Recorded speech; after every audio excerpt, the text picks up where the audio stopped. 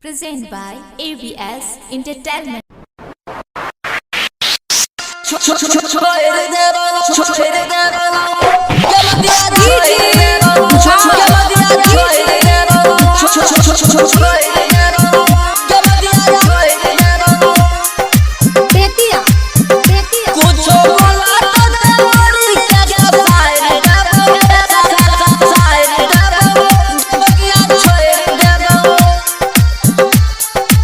अभी आप सुन रहे हैं अजय स्टार की आवाज में।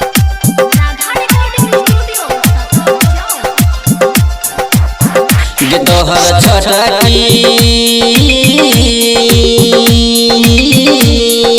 गे तोहर छटकी बहिन रोजे गाड़ दै छौ गे मगिया छोड़ देबौ कुछो बोला त के सफाई देबौ गे मगिया छोड़ देबौ तोहर छटकी बहिन रोजे गाड़ दै छौ गे मगिया छोड़ देबौ गे मगिया छोड़ देबौ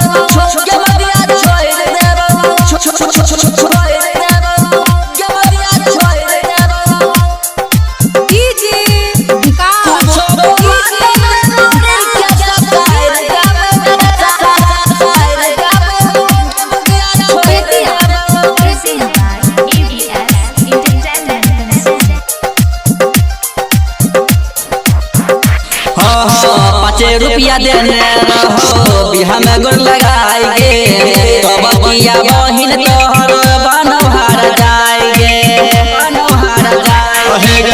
पाँच रुपया देने रहो बिहा में गुड़ लगाएंगे तो बतिया बहिन तोहर बनोहार जाएंगे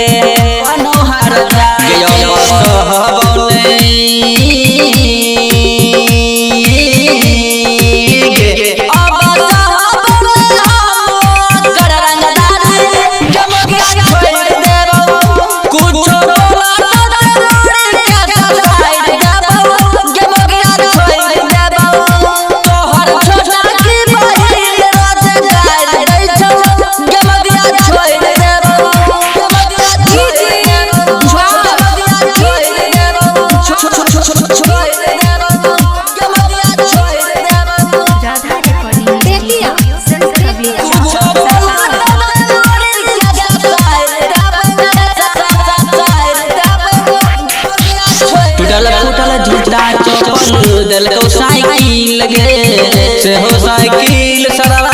भेलो पाम चढ़ गए हे गे टूटल फुटल जूता चप्पल दलको साइकिल गे से हो साइकिल सरवा भेलो पाम चढ़ गए